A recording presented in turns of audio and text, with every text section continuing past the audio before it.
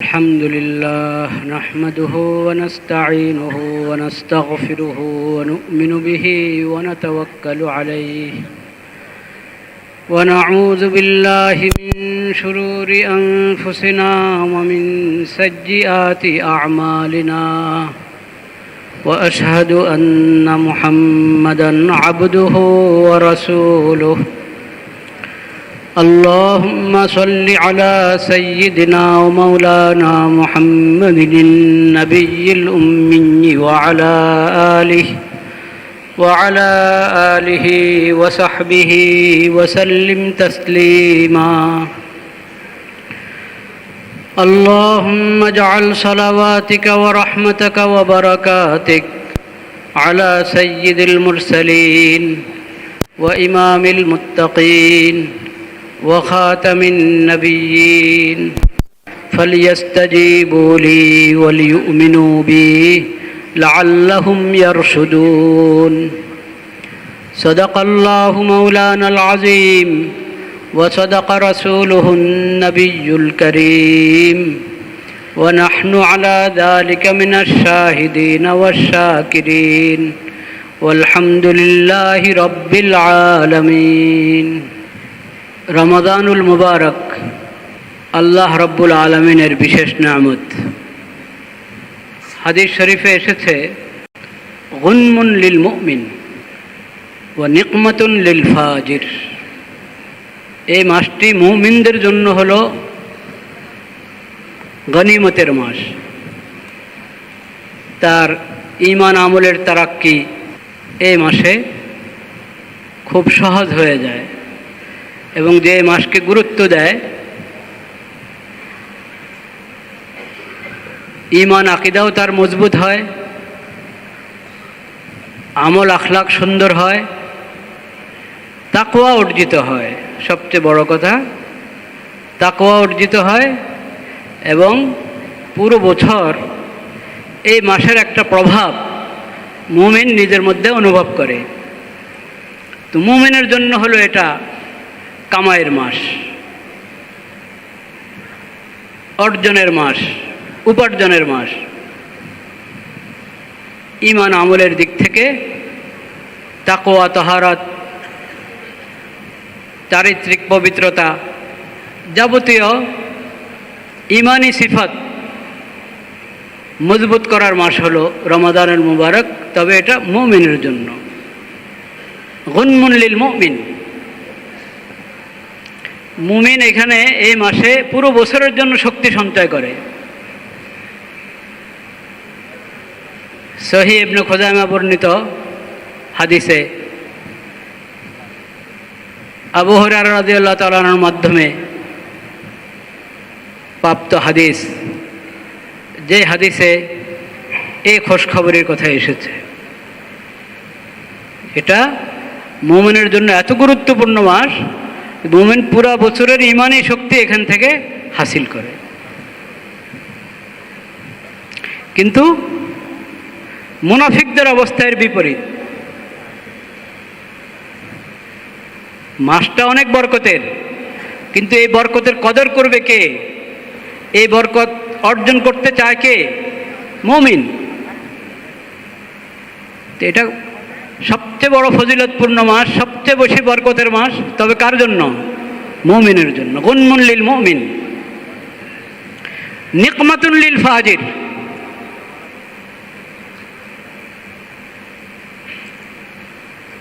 মুনাফিক এবং পাপিষ্ঠ ব্যক্তি, তাদের অবস্থা ভিন্ন। তাদের জন্য এই বরকতের মাস আযাবের কারণ হয়, কারণ তারা এই মাসের মূল্যায়ন করতে জানে না। এই বরকতের মাস থেকে বরকত নিতে জানে না, বরকত নেওয়ার নিয়ত নাই তাদের। তারা থাকে, মুমিনরা যেহেতু ইবাদতে ব্যস্ত থাকে, তো মুনাফিক এবং পাপিষ্ঠ ব্যক্তিদের সুযোগ বাড়ে তাদের যত কুমতলব আছে ওটা পুরো করার। রমজান এদের জন্য কোনো কাজে আসে না। দেখেন না মাগুরে কি ঘটনা ঘটে গেল, হ্যাঁ? কি লোমহর্ষক ঘটনা। এটাকে তো পাশবিকতা বলাও কম। এটা রমজানে ঘটেছে না ঘটেছে না? এদের রমজান না। এই ধরনের লোকদের ব্যাপারে কোরআন কারিমে এসেছে উলাইকা কাল আনআম বাল হুম আযাল, এরা হলো পশুর মতো। আল্লাহ রাব্বুল আলামিন বলেন না, পশুর চেয়েও আরো খারাপ। পশুর মধ্যে অনেক ভালো গুণ আছে। তো রমজানের বরকত হাসিলের জন্য ঈমান জরুরি। এই বরকতের কদর বোঝা জরুরি, যে নিজেই শয়তানের মতো সৎ ক্ষেত্র বিশেষে ইবলিসকেও ফেল করে দেয়, সে কিসের রমজানের বরকত হাসিল করবে? আল্লাহ রাব্বুল আলামিন আমাদের সমাজকে এই ধরনের লোকদের থেকে পাক করেন, পবিত্র করে দেন। এরা তো মানুষ না, আকৃতি মানুষের, এরা মানুষ না।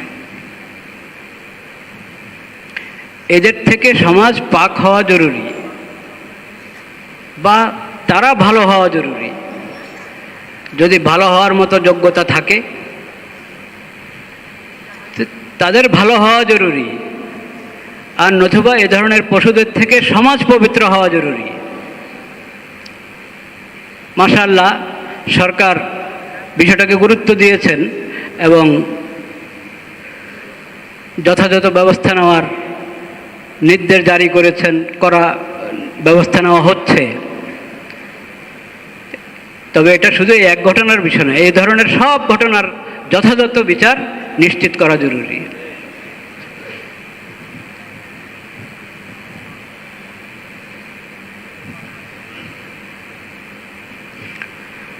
লা ইলাহা ইল্লাল্লাহ। এবং এগুলোর কারণের উপরেও দৃষ্টি দিতে হবে। কেন ঘটে? কিসের অভাবে? ভালো চরিত্রের অভাবেই তো, ঈমানের অভাবে, তাকওয়ার অভাবে, আখিরাতের ফিকিরের অভাবে। আল্লাহর ভয় নাই, কবরে হাসরে আল্লাহর কাছে জবাব দিতে হবে, আল্লাহর সামনে দাঁড়াইতে হবে, এই অনুভূতি নাই।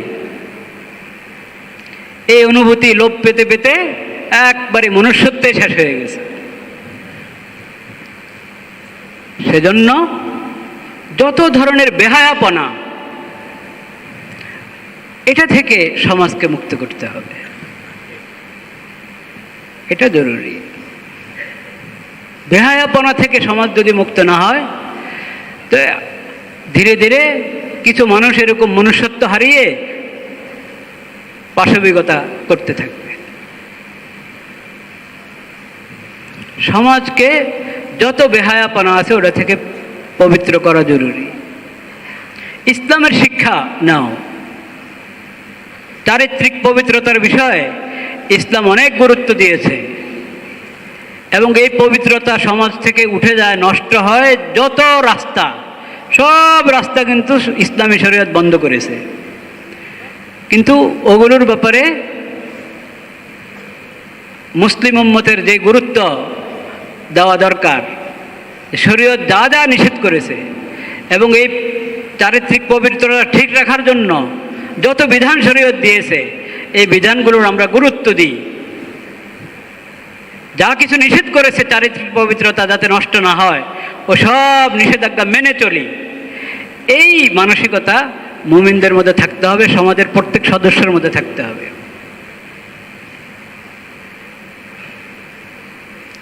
ধর্ষণ, ব্যভিচার এবং ট্রান্সজেন্ডার, এগুলো তো বিকৃত মস্তিষ্কের কাজ, বিকৃত মস্তিষ্কের। ট্রান্সজেন্ডারের দপ্তর হবে এই দেশে, আর এই দেশ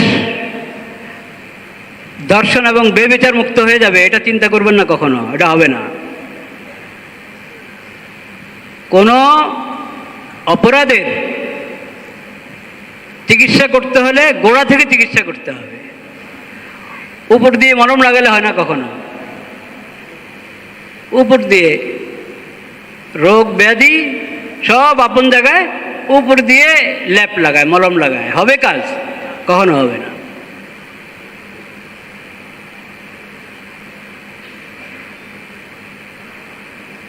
আল্লাহ রাব্বুল আলামিন আমাদের এই দেশকে পবিত্র রাখেন, পুরা মুসলিম বিশ্বকে পবিত্র রাখেন। ইসলামী শিক্ষাগুলোর কদর করার আমাদেরকে তৌফিক দান করেন। ইসলামী সব শিক্ষা তো এই ধরনের যত জঘন্য দুর্ঘটনা ঘটে ওগুলোকে বারণ করার জন্য, ওইরকম ঘটনা যাতে না ঘটতে পারে পূর্ব থেকে ব্যবস্থা গ্রহণ, এটা হলো ইসলামী শরীয়ত, নবী করিম সাল্লাল্লাহু আলাইহি সাল্লামের সুন্নত, পবিত্র শিক্ষা এর গোড়ার কথা। এখন যদি সর্বশেষ নবী, রহমতের নবী, বিশ্ব নবী হযরত মুহাম্মদ মুস্তাফা সাল্লাল্লাহু আলাইহি সাল্লামের উম্মত এই শিক্ষার কদর করতে পারে তাহলে সার্থক।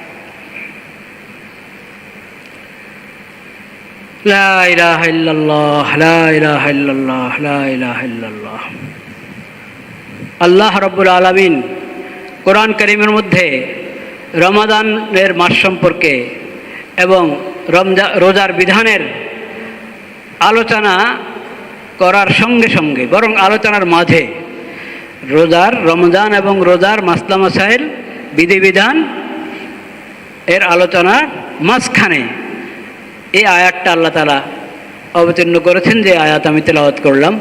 وَإِذَا سَأَلَكَ عِبَادِي عَنِّي فَإِنِّي قَرِيبٌ أُجِيبُ دَعْوَةَ الدَّاعِ إِذَا دَعَانِ فَلْيَسْتَجِيبُوا لِي وَلْيُؤْمِنُوا بِي لَعَلَّهُمْ يَرْشُدُونَ।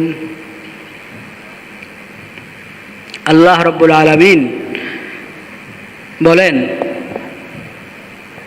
আমার বন্দারা, আল্লাহর নবীকে আল্লাহ বলছেন, আমার বন্দারা যদি আপনাকে জিজ্ঞেস করে যে আমাকে কিভাবে, আমার কাছে প্রার্থনা করবে কিভাবে, আমাকে ডাকবে কিভাবে, এরকম প্রশ্ন এসেছিল নবী করিম সাল্লাল্লাহু আলাইহি ওয়াসাল্লামের কাছে। আমরা যে আল্লাহর কাছে প্রার্থনা পেশ করি, দোয়া করি, তো খুব আওয়াজ করে করবো কিনা, ইয়া রব, ইয়া রব, ইয়া আল্লাহ, ইয়া আল্লাহ জোরে আওয়াজ করে আল্লাহকে ডাকবো, নিজের যা আল্লাহর কাছে চাচ্ছি সেটা পেশ করব, নাকি আল্লাহ তাআলা একবারই এইভাবেও আল্লাহ দোয়া কবুল করেন? আল্লাহ তাআলা রহমান, আল্লাহ তাআলা রহিম, গফুরুর রহিম। আল্লাহ এভাবে দোয়া কবুল করেন। আমি চেয়েছি একটা, ওটা দেন নাই, অন্য ভালো আরেকটা দিয়ে দিয়েছেন।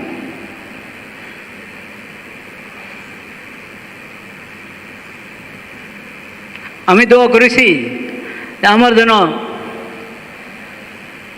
ছেলে সন্তান হয়, ছেলে হয় নাই, হয়েছে কি মেয়ে।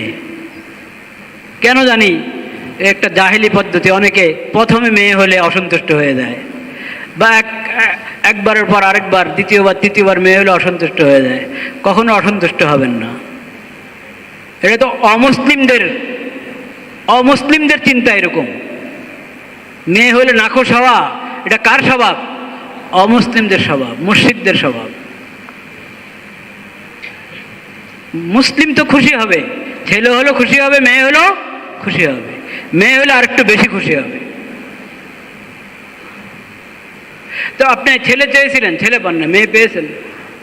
মেয়ে চেয়েছিলেন, দু তিনটা মেয়ে আল্লাহ তাআলা কয়েকজন ছেলে দিয়েছে, এখন একটা মেয়ে যদি হতো, কয়েকটা মেয়ে হয়েছে, এখন যদি আল্লাহ একটা ছেলে দিত।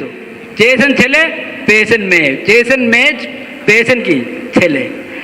তো কেমন জানে আমার দোয়া কবুল হলো না। কিন্তু আল্লাহ কি দিয়েছেন? ছেলের জায়গায় মেয়ে দিয়েছেন। ওই মেয়েকে আল্লাহ তাআলা কোরআনের হাফেজা বানিয়ে দিয়েছেন। তার ঘরে এক ছেলে, আপনার নাতি, এক ছেলে এসেছে, সে অনেক বড় দিনের দায়ী হয়েছে, অনেক বড় আলেম হয়েছে। এটা তো আপনি চান নাই, চেয়েছিলেন, বলেছিলেন আমার কি হোক, একটা ছেলে হোক, বাস। সেই ছেলে আপনার জন্য কল্যাণ হতো কি হতো না সেটা আল্লাহ জানেন। আল্লাহ দিয়েছেন মেয়ে, মেয়ের ঘরে হয়েছে ছেলে, সেই ছেলে হয়ে গেছে দ্বীনের দায়ী। ওইসব দাওয়াতের বরকতে যত নেক আমল হইতে থাকবে, ওসব নেক আমল আপনার আমল নামে আসতে থাকবে। কিন্তু আপনার দোয়া যদি আল্লাহ সরাসরি কবুল করতেন, হয়তো এটা হতো না। আল্লাহ এভাবেও দোয়া কবুল করেন। বড় মুসিবত আসার আপনার জানেন না, আপনি তো গায়েব জানেন না। আপনি দোয়া করেছেন কিছু পাওয়ার জন্য, এই মুসিবতের খবর থাকলে তার ওই পাওয়ার জন্য দোয়া করতেন না। আল্লাহ তাআলা বলেন, আচ্ছা এটা না দাও রে, এর বদলা তার ওই মুসিবতটা দূর করে দাও, ওই মুসিবতটা চলে যায়। এগুলো নবী করিম সাল্লাল্লাহু আলাইহি সাল্লাম হাদিস শরীফে স্পষ্টভাবে বলেছেন। দোয়া আল্লাহ তাআলা কতভাবে কবুল করেন। এজন্য দোয়া করে কখনো নৈরাশ হবেন না। দোয়া করে আমরা যেন কখনো কি নৈরাশ না হয়ে দোয়া তো কবুল হলো না, এটা কখনো না বলি। হ্যাঁ, দোয়ার শর্ত পূরণ করার চেষ্টা করি। পানাহার যাতে হালাল হয়, লেবাস পোশাক হালাল হয়, বাসস্থান হালাল হয়, দোয়ার শর্ত পুরা করার চেষ্টা করি। সমাজের মধ্যে আমর বিল মারুফ নাহি আনিল মুনকার প্রতিষ্ঠা থাকা, এটা দোয়া দ্রুত কবুল হওয়ার জন্য এটা শর্ত।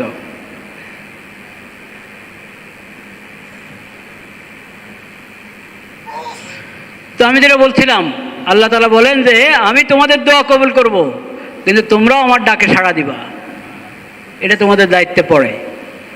ফালিউমিনু ফালিয়াস্তাজিবু লি ওয়ালিউমিনু বি লাআল্লাহুম ইয়ারশুদুন।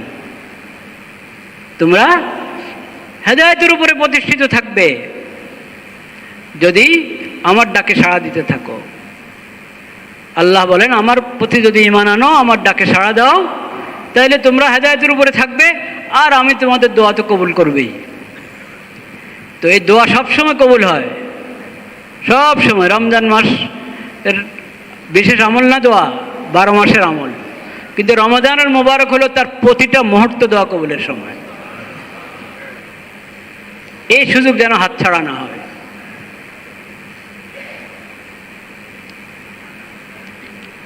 ওয়াসাইম হাত্তা ইফতির, আল্লাহ তাআলা রোজাদারের দোয়া, কোনো দোয়া ফেরত দেন না। একবারে রোজার শুরু থেকে ইফতার পর্যন্ত, রোজার শুরু থেকে ইফতার পর্যন্ত। তো এটা তো প্রতি সেহরি থেকে ইফতার পর্যন্ত আছেই। এরপরে রোজাদার যদি ফরজ নামাজের পরে দোয়া এমনি কবুল হয়, তো রোজাদার যদি ফরজ নামাজের পরে দোয়া করে এটা আরও গুরুত্বপূর্ণ হলো। এবং ইফতারের মুহূর্তে, ইফতার পর্যন্ত তো আছেই, ইফতারের মুহূর্তে আবার দোয়া কবুল করার বিশেষ সময়। ইফতার করতে থাকবো আর দোয়া করতে থাকবো, ইফতার করতে থাকবো আর কি একসাথে সবাই মিলে একসাথে করতে হবে এমন কোনো কথা না।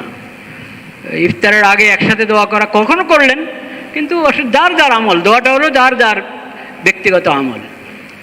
মুখেও দোয়া থাকবে, দিলেও দোয়া থাকবে। ইফতার গ্রহণ করছি, সাথে সাথে দোয়াও করছি। এমনি ইফতারের সময় যে দোয়া আছে সেটা তো পড়বই। ইয়া ওয়াসি আল ফাদলি ইগফিরলি, ইয়া ওয়াসি আল ফাদলি ইগফিরলি, আল্লাহুম্মা লাকা সুমতু আলা রিজকিকা আফতারতু, যাহাবা জামাউ ওয়াবতাল্লাতিল উরুক ওয়া সাবাতাল আজরু ইনশাআল্লাহু তাআলা। ওইসব দোয়া তো করবো। আর এমনি নিজের সব জরুরতের জন্য দোয়া করতে থাকবো। নিজের জরুরত, উম্মতের জরুরত, পুরো মুসলিম বিশ্বের জরুরত, দেশের জরুরত। এই দেশকে আল্লাহ নিজ হেফাজতে রাখেন।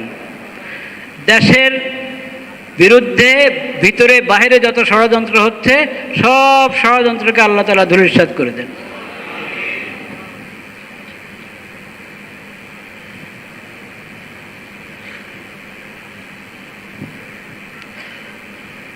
পুরা মুসলিম বিশ্বকে আল্লাহ হেফাজত করেন। ফিলিস্তিনে কি হচ্ছে, মানবাধিকার এর নাম নেয় যারা, তারা ওখানে কি পাশবিকতা করছে,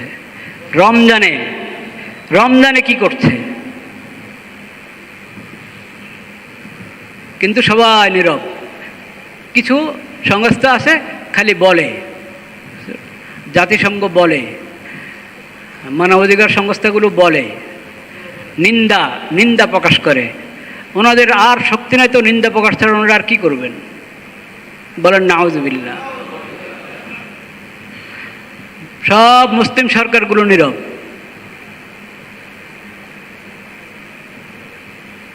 আল্লাহর কাছে কি জবাব আছে আমাদের? আল্লাহর কাছে কোনো জবাব নেই।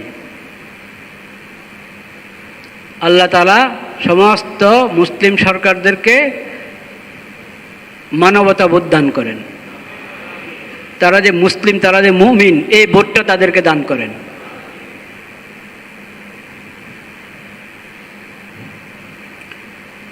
সবার জন্য, সব মুসলিমদের জন্য দোয়া করি।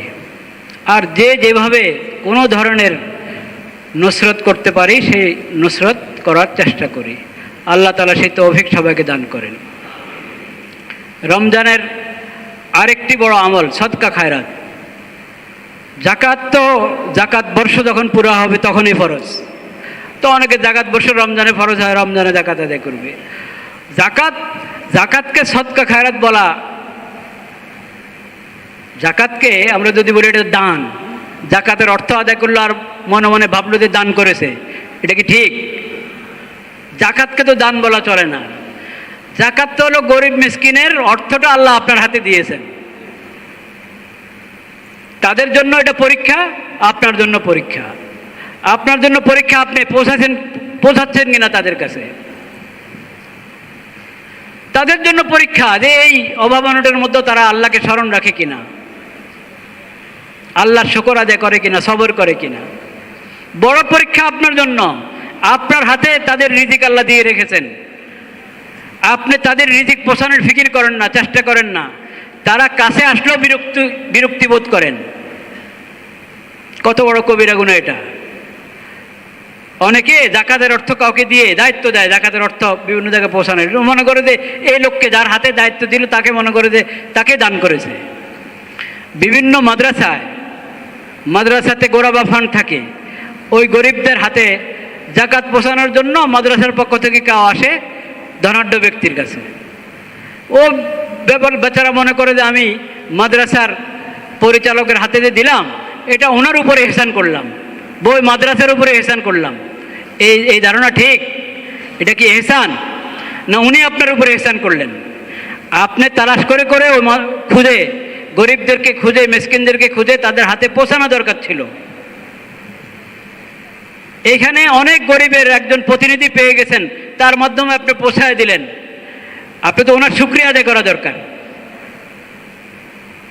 কিন্তু এই বোধ তো আমাদের নাই। আমরা উল্টা মনে করি যে আমরা এহসান করছি। জাকাত এহসান নয়, জাকাত এটা এহসান নয়, এটা তো আল্লাহ ওই গরিবদের মাল আপনার হাতে দিয়েছেন। আল্লাহ দেখতে চান আপনি তাদের অর্থ তাদের কাছে পৌঁছান কিনা। জাকাতকে যে জরিমানা মনে করে, এটা কি মুনাফিকের আলামত না ইমানের আলামত? মুনাফিকের আলামত। জাকাতকে বোঝা মনে করা। মাত্র কতটুক? 2.5 ভাগ। এতটুককে বোঝা মনে হয়, অথচ এতটুক তোমার বাকি সম্পদকে পাক করে দিবে, পবিত্র করে দিবে, যদি এটা তুমি যথাযথ আদায় করো। তো ওটা তো ফরজ। আমি যেটা বললাম সেটা হলো রমজান মাস সদকা খায়রাত যত বেশি করা যায়। এটা কোরআনের মাস এবং সদকা খায়রাতের মাস। আল্লাহর রাস্তায় হালাল অর্থ থেকে যত খরচ করতে পারি, কিন্তু এর আগে হলো যাদের হক আমি নষ্ট করেছি তাদের হক আদায় করা। এ রমজানে এটার প্রতিজ্ঞাবদ্ধ হই, যাদের হক আমার কাঁধে আছে, হক আদায় করা হয় না, হক আদায় করতে হবে। ঋণ করে আছে, অনেক ঋণ, কিন্তু টালবাহানা করে পিঠায়, ঋণ যথাসময় আদায় করে না, টালবাহানা করতেই থাকে। এটা বহুত বড় জুলুম, বহুত বড় জুলুম। ঋণ আদায় করে দেওয়া, মিরাসের হক আদায় করে দেওয়া, যার কোনো হক নষ্ট হয়েছে তার হক তাকে পৌঁছায় দেওয়া। এই ওয়াদা আল্লাহর কাছে এই রমজান মাসে খাঁটি দিলে তওবা করে এই কাজগুলো আমরা করার চেষ্টা করি। এরপরে নফল সদকা খয়রাত যা করতে পারি রমজানে নবী করিম সাল্লাল্লাহু আলাইহি সাল্লাম, নবী করিম সাল্লাল্লাহু আলাইহি সাল্লামের চেয়ে বড় দানশীল, নবী করিম সাল্লাল্লাহু আলাইহি সাল্লামের বদান্যতার সামনে দুনিয়ার কোনো কারো দানশীলতা চলে না।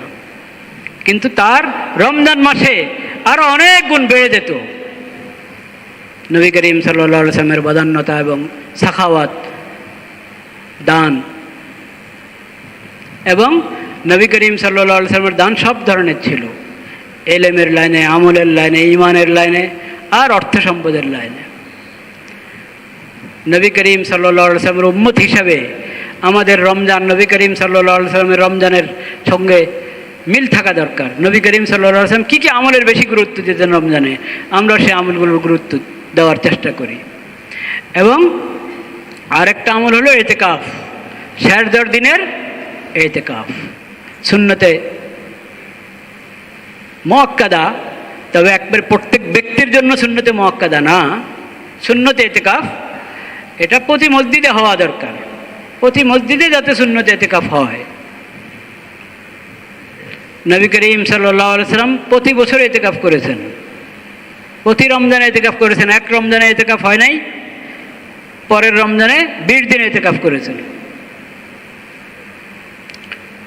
তো সুন্নতে ইতিকাফের গুরুত্ব দিই। সুন্নতে ইতিকাফ পুরো 10 দিনের জন্য, যারা ফারেক হতে পারলাম না, নফল ইতিকাফ করি 3 দিন, 5 দিন, 4 দিন, এবং প্রতিদিন দিনের বড় একটা অংশ, রাত্রের বড় অংশ একটা অংশ, বা দিনে পারলাম না পুরো রাত, দিনের কিছু অংশ, এইভাবে নফল ইতিকাফও করার চেষ্টা করি। এবং সেটা সবসময় হতে পারে, কিন্তু সুন্নত ইতিকাফের সময়টা হলো শেষ 10 দিন। 20 রমজান, আগামী জুমা 20 রমজান মাগরিবের সময় হওয়ার আগে আগে আমরা মসজিদে প্রবেশ করব। ইফতার মসজিদে হবে, তখন থেকে নিয়ে ঈদের চাঁদ পর্যন্ত এটা পুরা ইতিকাফের সময়। একবারই যেসব জরুরতের কারণে, ওযু ইস্তিনজা জরুরত, এই জরুরতে বের হবে, অন্য কোনো নেক আমলের জন্য বের হবে না। তবে মসজিদে ইতিকাফ পুরুষদের জন্য। মসজিদে ইতিকাফ কাদের জন্য? পুরুষদের জন্য মসজিদে ইতিকাফ। মহিলাদের ইতিকাফ তাদের ঘরের মসজিদে, মহিলাদের ইতিকাফ তাদের ঘরের মসজিদে। সব মহিলার ঘরে একটা মসজিদ থাকতে হবে, ঘরে ছোট্ট একটা কামরা বা কামরার একটা অংশকে আপনি ইবাদত বন্দেগীর জন্য নির্ধারিত করবেন, ওটাকে পবিত্র রাখবেন, পাক সাফ রাখবেন, ওখানে আপনি কোরআন তেলাওয়াত করবেন, নফল নামাজ পড়বেন। এবং মহিলারা ফরজ নামাজও সেই ঘরের খাস মসজিদে, ঘরের মসজিদ, ওটা একবারই এই মসজিদের মতো, আমরা যে মসজিদে পাঞ্জেগানা নামাজ পড়ি, জুমার নামাজ পড়ি, এই মসজিদের মতো সব বিধান প্রযোজ্য হবে না, কিন্তু সেই মসজিদেরও একটা গুরুত্ব আছে, ফজিলত আছে। এই জন্য মহিলাদের থেকে ওই মসজিদে হয়ে থাকে, যেখানে ফরজ নামাজের জন্য নবী করিম সাল্লাল্লাহু আলাইহি সাল্লাম মহিলাদেরকে বলছেন বুয়ুতুহুন্না খায়রুল লাহুন্না, তোমাদের ঘরের অন্ধকার কামরা, যেটা একবারে ভিতরের কামরা, সেটা তোমাদের জন্য মসজিদ থেকে অনেক ভালো, অনেক উত্তম। পুরুষের নামাজ ফজিলত বাড়তে হলে, সওয়াব বাড়তে হলে বের হও, ঘর থেকে বের হও, মসজিদে আসো। মহিলার নামাজের সওয়াব বাড়তে হলে বের হবা না, মসজিদে আসবা না, ঘরের বাড়ির ভিতর থেকে আবার একবারে ঘরে যাও, ঘরের মধ্যে আবার একবারে খাস কামরে যাও, যত ভিতরে যাবো তত তোমার সওয়াব বাড়বে।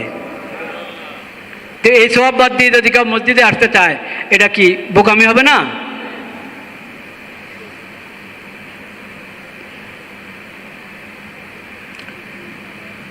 লা ইলাহা ইল্লাল্লাহ। নবী করিম সাল্লাল্লাহু আলাইহি ওয়াসাল্লামের পিছনে নামাজ পড়বে, তাও নবী করিম সাল্লাল্লাহু আলাইহি ওয়াসাল্লাম বলেছেন যে না, তোমাদের জন্য ঘরের ভিতরের কামরা উত্তম।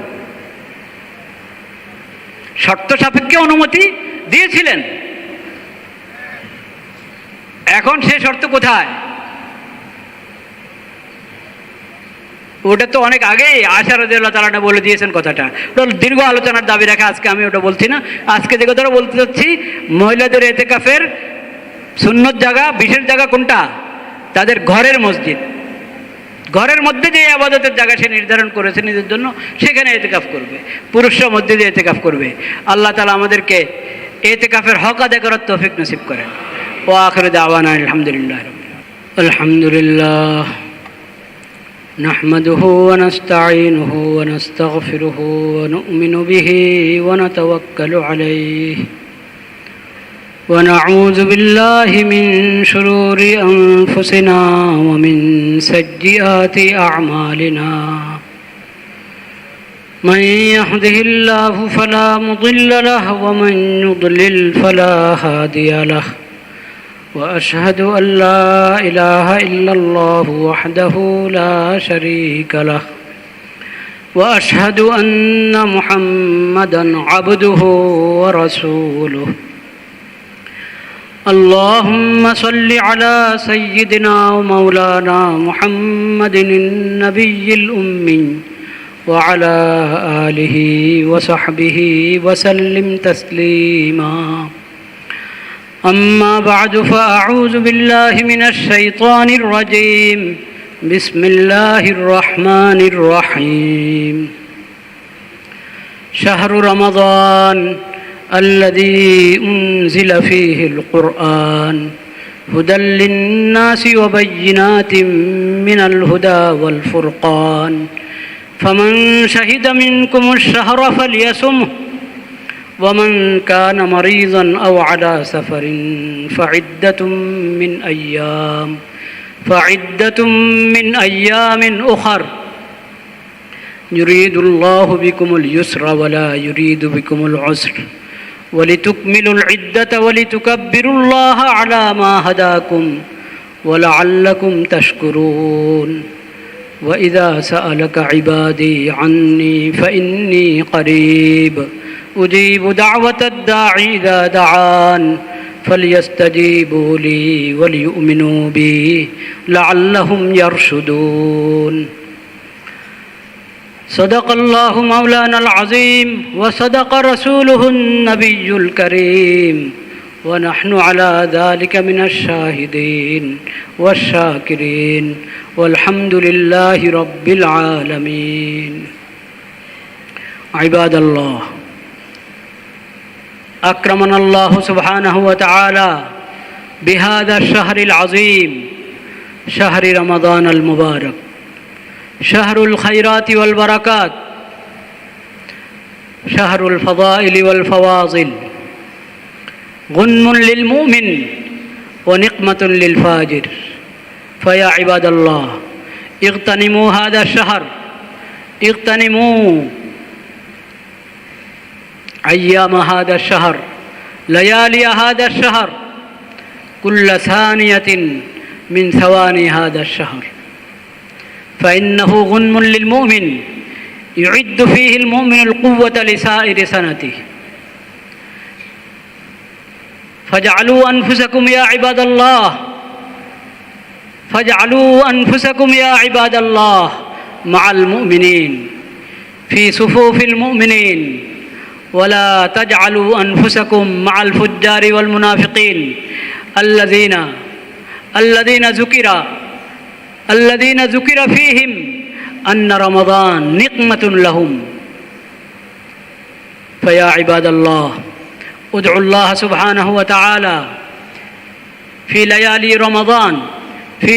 رمضان لا سيما في آخر الليالي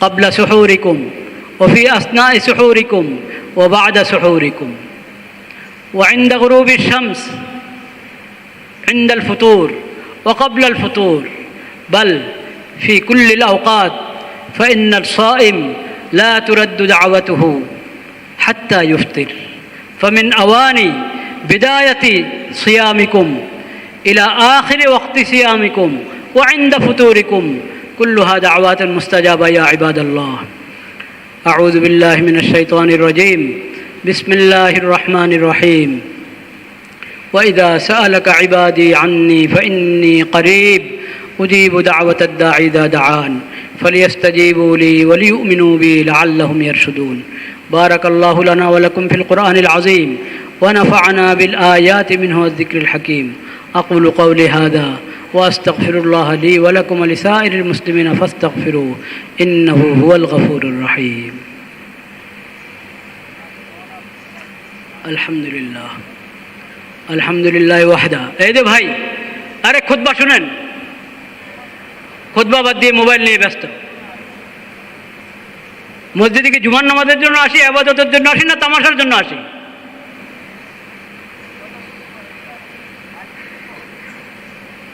আলহামদুলিল্লাহ আলহামদুলিল্লাহ ওয়াহদা ওয়াসসালাতু ওয়াসসালামু আলা মান লা নাবিয়্যা বা'দা ওয়া আশহাদু আন লা ইলাহা ইল্লাল্লাহ ওয়াহদাহু লা শারীকা লাহু ওয়া আশহাদু আন্না মুহাম্মাদান আবদুহু ওয়া রাসূলুহু।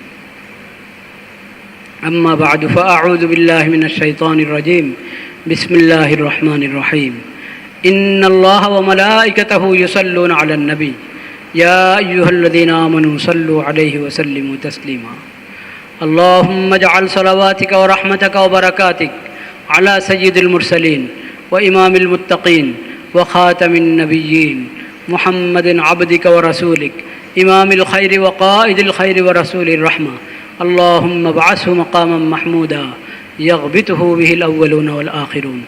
قال النبي صلى الله عليه وسلم: عليكم بسنتي وسنة الخلفاء الراشدين المهديين تمسكوا بها وعضوا عليها بالنواجذ وإياكم ومحدثات الأمور فإن كل محدثة بدعة وكل بدعة ضلالة. وقال صلى الله عليه وسلم: خير الناس قرني ثم الذين يلونهم ثم الذين يلونهم. عباد الله رحمكم الله، اذكروا الله ذكرا كثيرا وسبحوه بكرة وأصيلا وأقيموا الصلاة فإن الصلاة تنهى عن الفحشاء والمنكر. الله أكبر الله أكبر.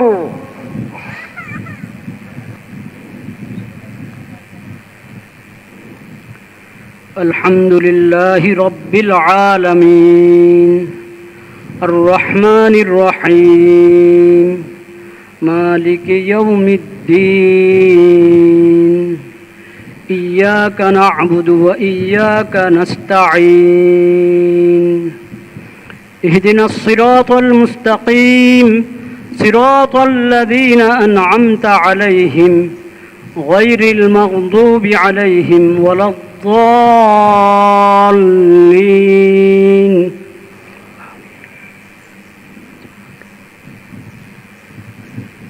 يا أيها الذين آمنوا كتب عليكم الصيام كما كتب على الذين من قبلكم لعلكم تتقون أياما معدودات. فمن كان منكم مريضا أو على سفر فعدة من أيام أخر وعلى الذين يطيقونه فدية طعام مسكين فمن تطوع خيرا فهو خير له وأن تصوموا خير لكم إن كنتم تعلمون.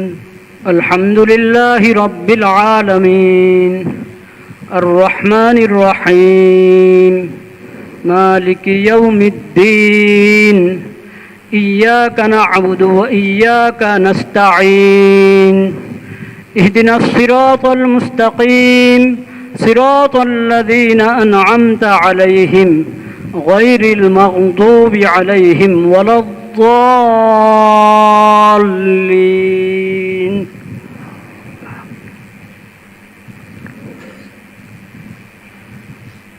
شهر رمضان الذي أنزل فيه القرآن هدى للناس وبينات من الهدى والفرقان فمن شهد منكم الشهر فليصمه ومن كان مريضا أو على سفر فعدة من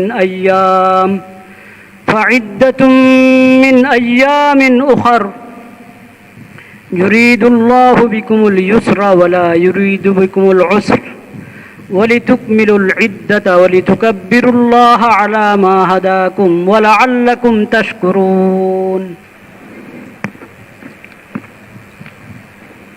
الحمد لله اللهم آمين. والصلاة والسلام على ربنا ظلمنا أنفسنا وإن لم تغفر لنا وترحمنا لنكونن من الخاسرين اللهم آمين. ربنا آتنا في الدنيا حسنة وفي الآخرة حسنة وقنا عذاب النار ربنا لا تزغ قلوبنا بعد إذ هديتنا وهب لنا من لدنك رحمة إنك أنت الوهاب أنت ولينا فاغفر لنا وارحمنا وأنت خير الغافرين آمين. الله رب اغفر لي ولوالدي ولمن دخل بيتي مؤمنا وللمؤمنين والمؤمنات آمين. الله ইয়া আল্লাহ আপনি মেহেরবানি করে আমাদের ক্ষমা করেন آمين. ইয়া আল্লাহ আমাদের সকল মুসলমানের সমস্ত গুনাহ খাতা মাফ করে দেন মাওলা آمين. الله ইয়া আল্লাহ রমাদানুল মুবারকের ওসিলায় আমাদের সবাইকে ক্ষমা করে দেন ইয়া آمين. আল্লাহ যারা কবরে চলে গেছেন তাদের ক্ষমা করে দেন آمين. ইয়া আল্লাহ আমাদেরকে দোজখ থেকে মুক্তি দান করেন آمين. জাহান্নাম থেকে মুক্তি দান করেন আল্লাহ। রমজানের খাস রহমত খাস মাগফিরাত আমাদের সকল মুসলমানকে দান করেন মাওলা آمين. ইয়া আল্লাহ মেহেরবানি করে আমাদের সমস্ত নেক হাজত পুরা করেন ইয়া আল্লাহ যারা দোয়া চেয়েছেন কে কি মকসদে দোয়া চেয়েছেন ইয়া আল্লাহ আপনি খুব ভালো জানেন সবার সমস্ত উদ্দেশ্য পুরা করে দেন মাওলা آمين. যারা অসুস্থ তাদেরকে পূর্ণ সুস্থতা দান করেন آمين. ইয়া আল্লাহ যত কঠিন থেকে কঠিন রোগ আপনার জন্য একেবারেই সহজ শিফা দান করেন الله পূর্ণ শিফা দান করেন آمين. আরো যারা অন্য মকসদে দোয়া চেয়েছেন তাদের সেই মকসদটা আপনি পুরা করে দেন اللهم সকল آمين. মুমিন মুসলমানের সমস্ত নেক জরুরত পুরা করে দেন آمين. সবার সমস্ত নেক আশা পুরা করে দেন মাওলা اللهم যারা ঋণগ্রস্ত آمين. তাদের ঋণ আদায় করে দেন آمين. যারা ঋণগ্রস্ত তাদের ঋণ আদায় করে দেন মাওলা اللهم آمين. ইয়া আল্লাহ আমাদের সবাইকে হালাল রিজিক দান করেন হারাম থেকে বাঁচায় নেন আমাদেরকে মাওলা আমিন। হারাম থেকে রক্ষা করেন হালাল প্রশস্ত হালাল রিজিক সবাইকে দান করেন আল্লাহ। প্রশস্ত হালাল রিজিক সম্মানজনক রিজিক সবাইকে দান করেন আমিন। ইয়া আল্লাহ রমজানের হক আদায় করার আমাদেরকে তৌফিক দান করেন রমজানের হক আদায় করার তৌফিক দান করেন آمين. যারা الله উমরার নিয়ত করেছেন হজের নিয়ত করেছেন আল্লাহ তাদের নেক নিয়ত পুরা করে দেন آمين. ইয়া আল্লাহ সমস্ত জটিলতা দূর করে দেন آمين. সমস্ত পেরেশানি দূর করে দেন আল্লাহ। ইয়া আল্লাহ মেহেরবানি করে সবাইকে তাদের গন্তব্যে ইয়া আল্লাহ বাইতুল্লাহ এবং হারামাইন শরীফানে আপনি পৌঁছায় দেন মাওলা آمين. ইয়া الله আল্লাহ আপনি মেহেরবানি করে আমরা দোয়া করি রব্বির হামহুমা কামা রব্বায়ানি সগীরা اللهم آمين. রব্বির হামহুমা কামা রব্বায়ানি সগীরা اللهم آمين. রব্বির হামহুমা কামা রব্বায়ানি সগীরা ইয়া আল্লাহ ইয়া আল্লাহ মুসলিম উম্মতকে আপনি জুলুম থেকে রক্ষা করেন ইয়া آمين. আল্লাহ তাদের মজলুমিয়তের উপরে রহম করেন দয়া করেন আমিন। মাওলা ইয়া আল্লাহ আমাদের গুনার কারণে তাদের এই মুসিবত ইয়া আল্লাহ আপনি আমাদেরকে খাঁটি দিলে তওবা করার তৌফিক নসিব করেন آمين. গুনাহ থেকে বাঁচার তৌফিক নসিব করেন اللهم ইয়া آمين. আল্লাহ আপনি আমাদের গুনার কারণে তাদেরকে কষ্ট দিয়েন না মাওলা يا الله. ইয়া আল্লাহ আপনি মেহেরবানি করে তাদের হেফাজত করেন آمين. ইয়া আল্লাহ তাদের সমস্ত কষ্ট দূর করে দেন সমস্ত আমিন। পেরেশানি দূর করে দেন আল্লাহ। ইয়া আল্লাহ জালিমদেরকে আপনি শায়েস্তা করে দেন মাওলা آمين. জালিমদেরকে আল্লাহ দৃষ্টান্তমূলক শাস্তি দিয়ে দেন মাওলা